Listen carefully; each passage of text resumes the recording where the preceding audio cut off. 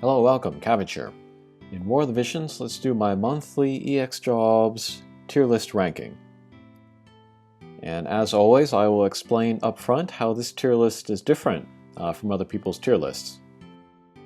These are UR units that were released in Global without EX Jobs at launch, but they have the EX Jobs now in JP.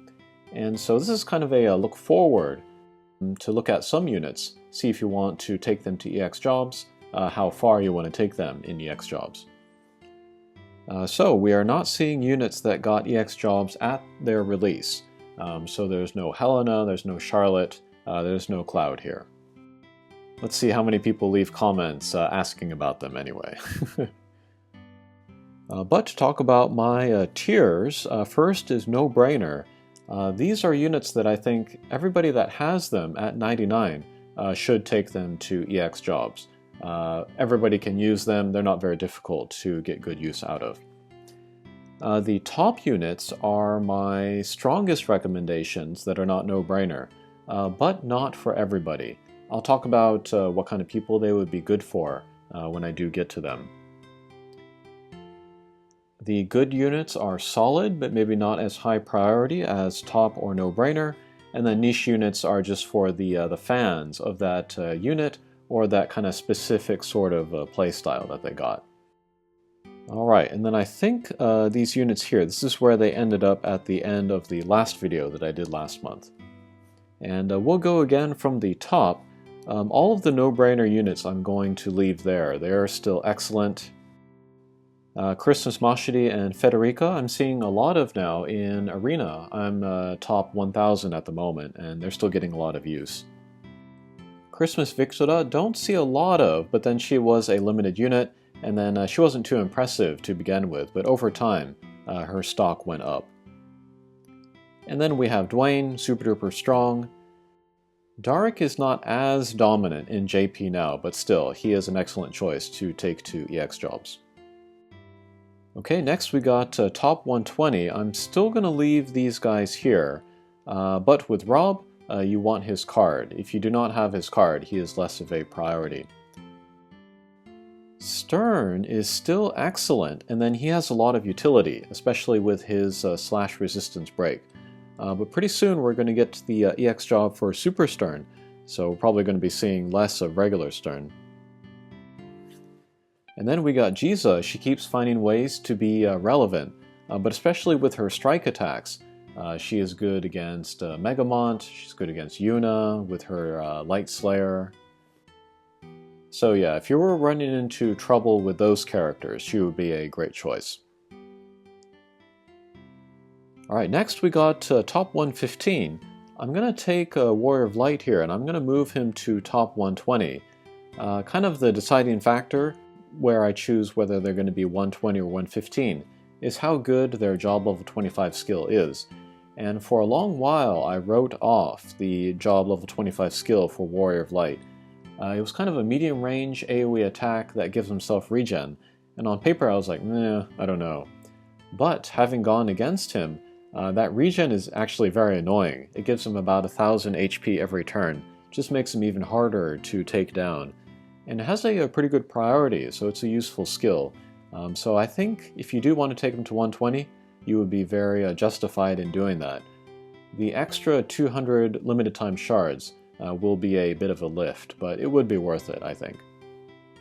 Okay, and then we got Christmas Vinita. I'm still going to leave her at 115. She's still kind of a strange character. Depending on your playstyle, she could be in any of these tiers, but I think she is on the better side.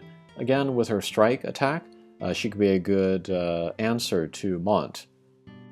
I look forward, well, we're going to get more Monts in Global, but I don't know how my level 99 Christmas Vinita is going to do against EX Job Megamont, but when she gets her EX Job in Global, it'll be fun to try her out.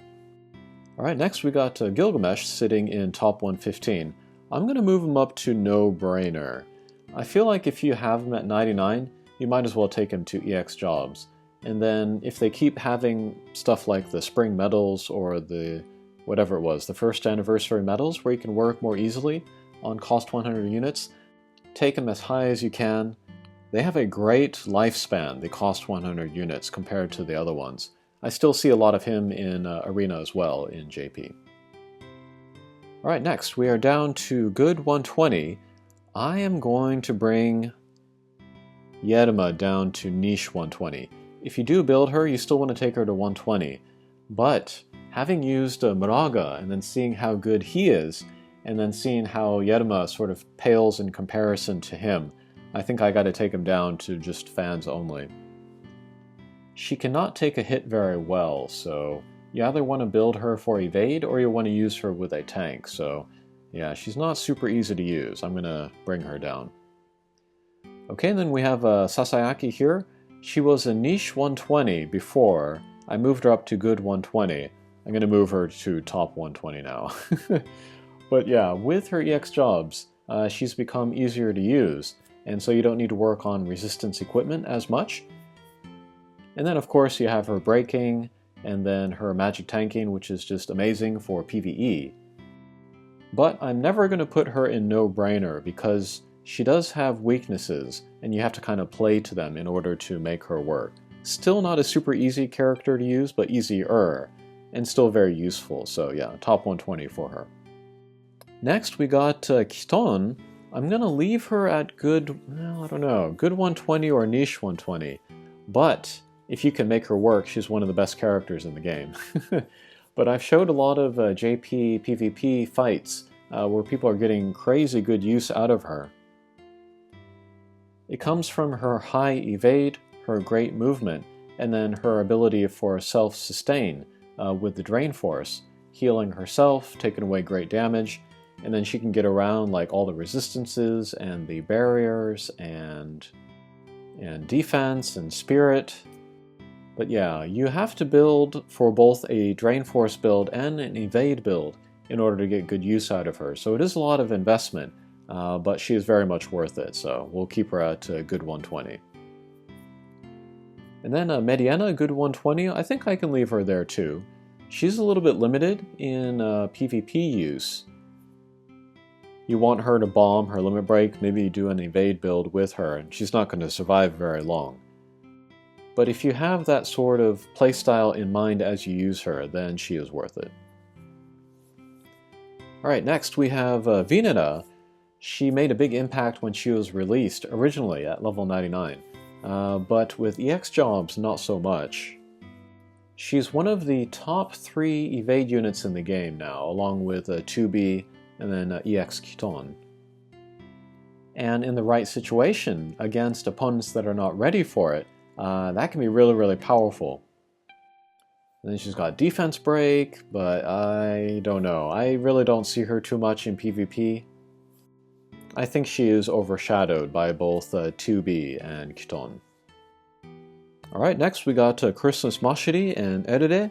Still very solid units, good sources of damage. But even with EX jobs, a little bit difficult to use, so we'll leave them at good 115. Alright, then we got niche 120. I'm going to leave them all there. Ayaka is an excellent unit. She's even good at 99 or even 89. But to take her to EX jobs, she gets some weird kind of non-healer type stuff. Research that and see if you like it, and then take her up. But I think you could still get great use out of her at 89 or 99. And then we got Mashiri down at niche 115.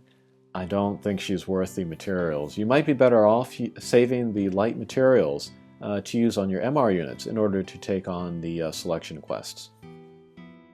Okay, finally, we have Unreleased.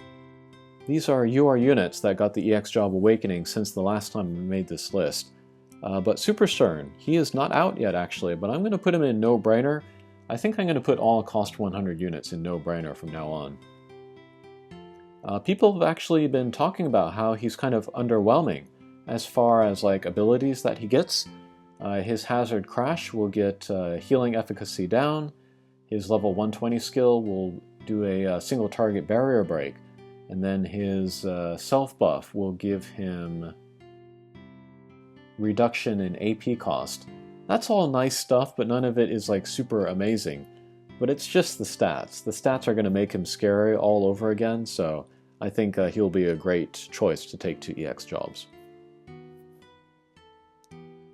Alright, and then we got Engelbert. I'm going to put him in niche 120. I am going to build him in JP because I want all of the tanks. The thing about Engelbert is that in certain situations he will be amazing, but he won't be easy to use. With his low agility and then poor movement, he's going to need some kind of help, I think.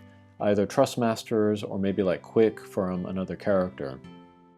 But if you get him against the right enemies, you can get his defenses real high.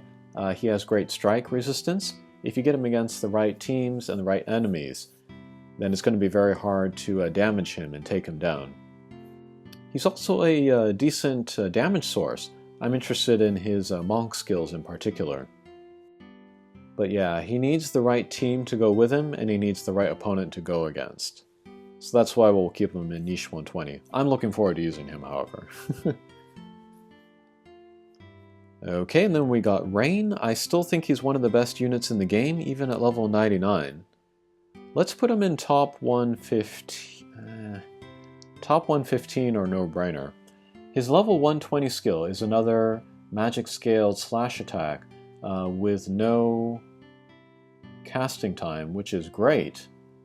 But he has a lot of those already, so you don't need to take him to 120.